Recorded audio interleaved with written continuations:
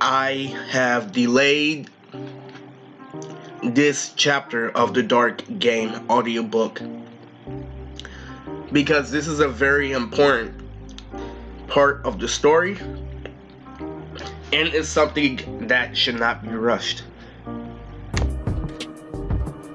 The previous chapter was the Hyperbolic Time Chamber. So within that, I learned that within the time chamber, I learned about racism, being biased, even though you're supposed to be professional, that women and men aren't that too different alike, even though they're raised to be different. I learned a whole lot of stuff that only matters on paper but doesn't matter in the real world in the Hyperbolic Time Chamber. Now, this chapter, results of my training, has been a compilation of everything I've learned in the time chamber, and I got to put it out. So let's put it like this. Where should I start? Let's start off with my custom anime designs. And I used to come up, how I started in the original of me trying to get out of the new house I was in was I tried to network constantly. Now this happened when I was unemployed. Now when I was unemployed, it made things easier for me to get my products done, and I would always pop up with something new. I would always have a new design. I would always have a new girl I was texting. I always had a whole lot going on, even though I was unemployed. Like, as we touched about in the time chamber, that I used to have, a thing about girls, about why are they so much more physically sensitive than guys, and why can't they hold a conversation like how I can with my friends. And so this is a very important part because this ties into my next level of fame. So without further ado, this is the results of my training. It started off, I'll have to cut it short, like a few years back when I was still in this home, but I was visiting my mom part-time. So during that indication, I got into a fight with my older brother, and it made me be on my toes to a point where I couldn't really visit her because of some crazy shit that me and my brother went through. So that played a part because I was separated from my family again after already being separated from them. But this part was the hitter because I got to see how the real world works outside of them once I got my own job. The results of my training starts off when I get a job at this Chuck E. Cheese-like place where they had everything under the sun that I loved. And before you say it's too good to be true, it probably is, it wasn't. Because I worked hard to get at that level. Now, where does the Hyperbolic Time Chamber come in? So racism, I got this job through someone I knew that I was constantly buying stuff through at the mall. So he recommended it for me, and I learned, it wasn't how hard I worked, it was literally, he hooked me up and they're hiring everyone. Do they hire black people? Oh yeah, I see plenty of black people getting hired there. So I went there and they told me in the process that I'll get an interview. So I did everything I could. I stopped smoking for 4 days. Specifically, I trained hard to get that job, and I got that job, and it was the most rewarding thing ever because it wasn't literally like me bullshitting myself happiness, because I earned all those things. What happened was they had a place where we can watch anime, because we were working with little kids, and so we were watching Yokai Watch and Pokemon Sun and Moon, but I was a dishwasher, and I was the happiest I've ever been. I got to fully put my tuition in. How when you're in high school, when you're listening to rap music and everyone has better songs than you because you're sheltered and you don't actually know the people who are rapping personally. And that's when I learned that when you get to know people, you know, you literally have a new expansion of knowledge from other people who are sheltered, who are only used to the same people while they're growing up. So this ties in because once I got this job, I was so fucking happy. I was working with all ages of people. The OG literally telling me how to get pussy at the fucking job, telling me to eat her ass in the drive-thru. It was awesome. Literally, I could not stop. I couldn't get enough of that job. They had everything there. And plus, one of the biggest problems I had at the group home that I was in, where I was separated from my mom, was I was struggling to survive, and I didn't care. This also plays a big part. I didn't care about women because I was struggling to survive.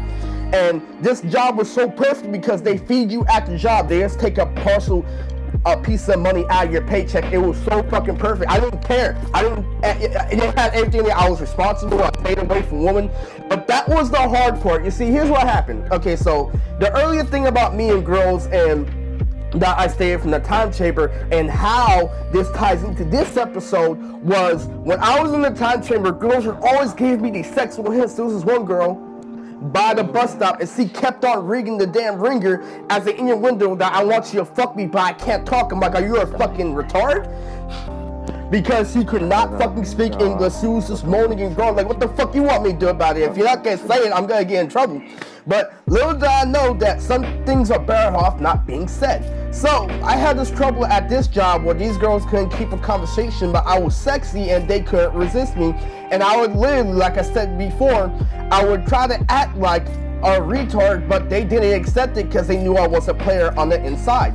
So I would do stuff to try to distract the girls because I was working with hot young girls in their, you know, like graduating, you know, like 18, 19, around that area, because, you know, you evaluate right before you go. So,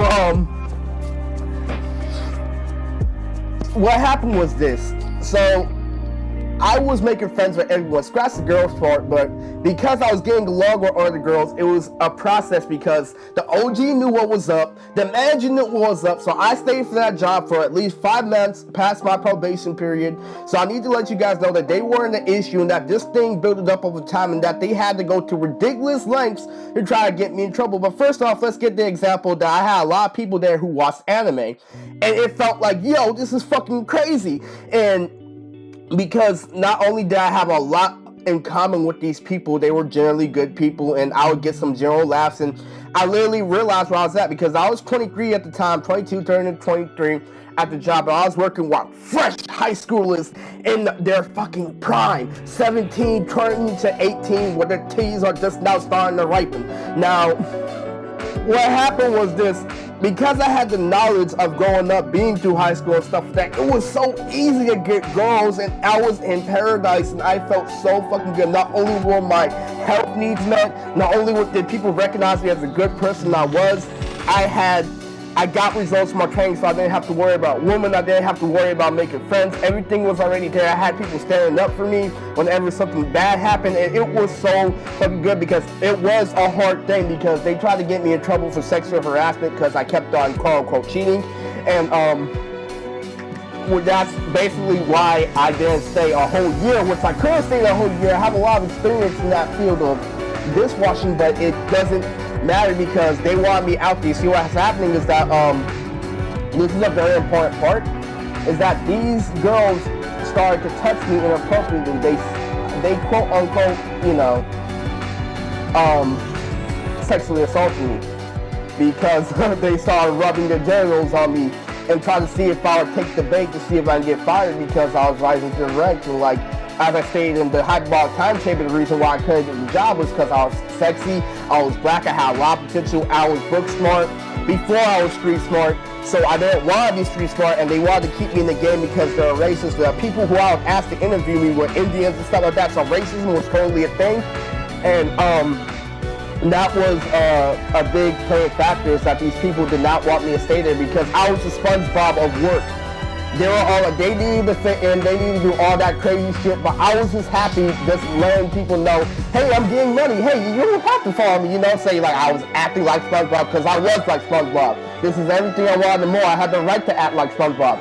So I was literally just happy. A lot of adults don't have that opportunity, but with that being said, I was doing a whole lot of good stuff, and they kept on trying to get me in trouble. The girls kept on coming at me, and it got to the point where it didn't matter if I was trying to ignore it.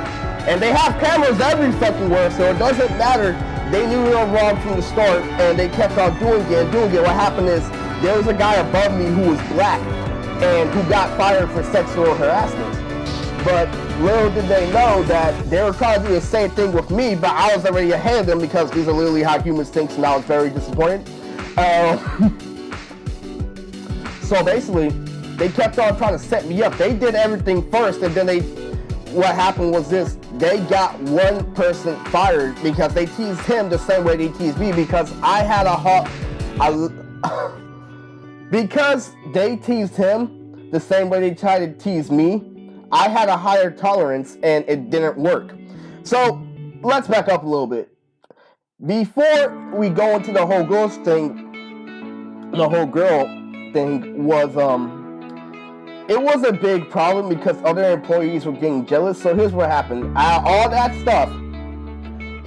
I got invited to a con that I was literally. I was done with that con when I was in high school, so one of my coworkers asked if I wanted to go to that con.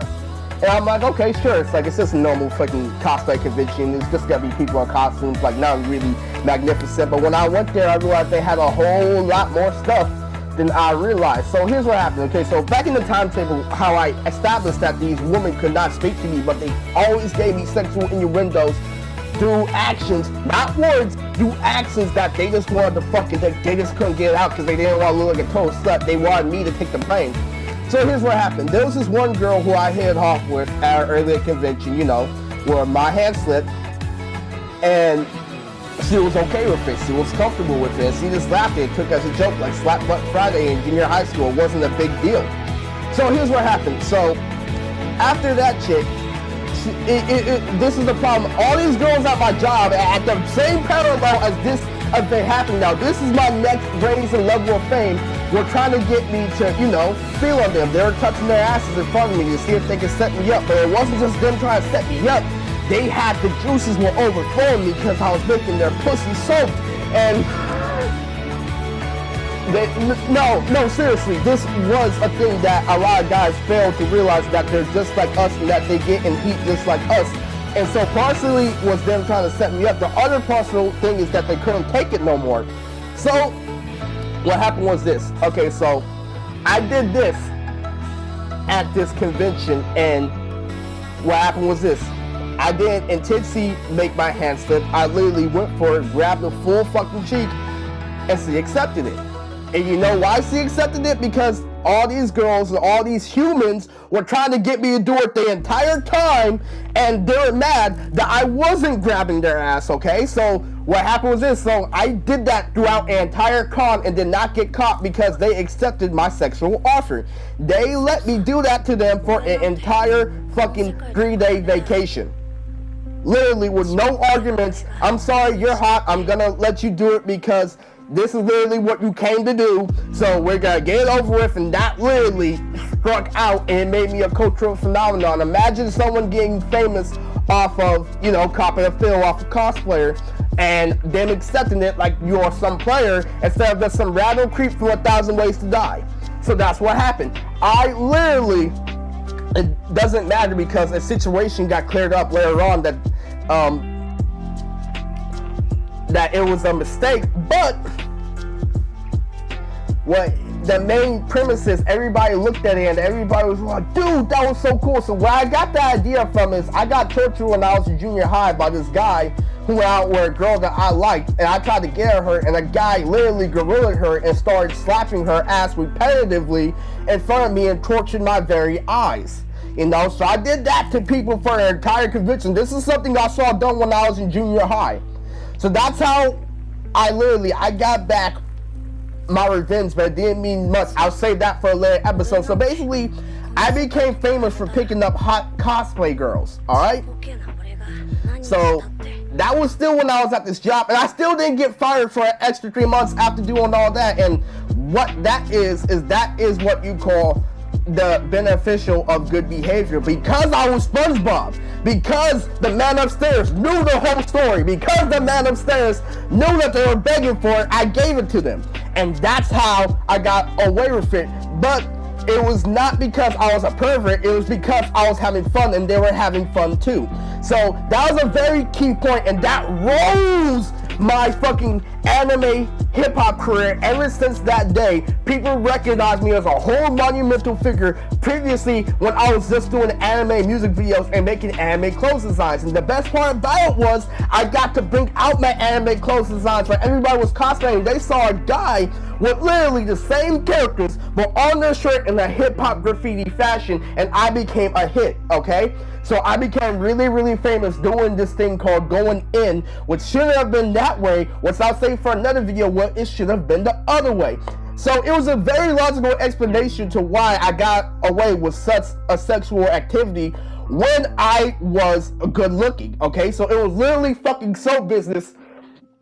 It was the definition of show business when I went out and did what I did.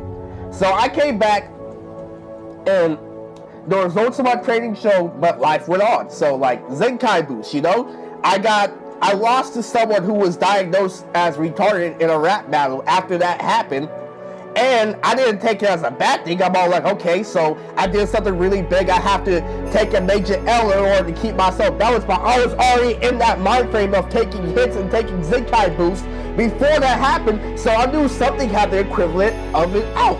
So, okay, so, you know, I was so fucking good at being a good person back then. It wasn't even funny.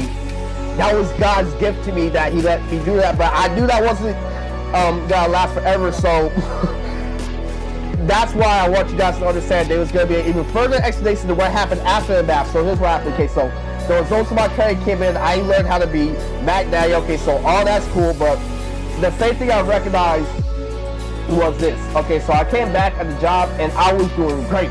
I was still doing consistently. I was still having my SpongeBob going on, but they were more desperate more than ever to try to get me fired. Not because of that event, but because of the main factor that someone else already got in trouble for that, and I was on the way, and something triggered something that someone had a crush on me, and this all comes back to the fact that these bitches were in heat. And so what happened was one of the girls who tried to set me up ended up fucking one of my coworkers in the bathroom, and the other one just made me laugh, trying to make the excuse that that same girl who got fired became the manager, like I'm some retard or something, and they were all out on this one day, and they were actually ready to get me fired. So here's what happened. So I started knocking on the girls on my job for the very last day because I knew they were trying to get me fired, so I decided to go out with a bang. So I started knocking. I didn't touch any. I just went with my mouthpiece. I was already in the zone to destroy them, so I destroyed them using like, you know, specific words. And every fucking thing connected, and I left in the best note, and then they pulled me over, and the substitute employee that was there, you know, this another employee on a random day, let's just put it like this. So they put me over, and he's like, oh, you've been harassing these girls. And you know what I told him? I told him, yo, it was all good. And so he's like, well, you're suspended. I'm all like, oh, why can't I just be fired? Because of the main fucking issue of the fact that they did it to me first for months on end, and they didn't report it. They did something illegal to try to get me in trouble, and they kept their mouths closed. And so the other person who was there was all like, hey, for now let's clock out, because he understood the full situation that they led me on, and the manager was being Captain Saberhobie, and they planned it on the day when the main manager wasn't there. So what happened was this.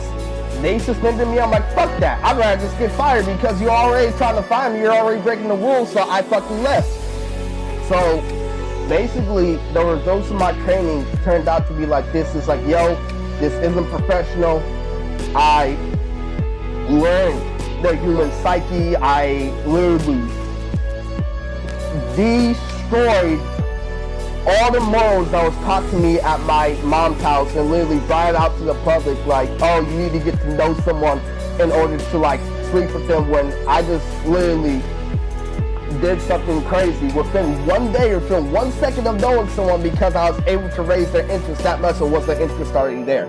So it let people know that, yo, just because these people have superficial, outer appearances does not mean they are not still human, does not mean they're not still insecure, does not mean they still have flaws just like you. Because I learned that men and women aren't too different is how I rose above. So what was the final score? The final score was, not only was I already known for anime and hip-hop, but I got to take it out into a public community, which is the main thing to how people meet up as anime fans through anime cons, especially through a form of expression through cosplay. I got to bring my anime hip-hop training to the Hyperbolic Time Chamber. Scratch all the confident feeling. I was there just based off character interaction alone, because I was already a freaking nerd, and I was able to come out and bring the new hip-hop is the default to an anime convention, and it went viral. So without further ado, this is Dark Game Chapter 2, the results of my training.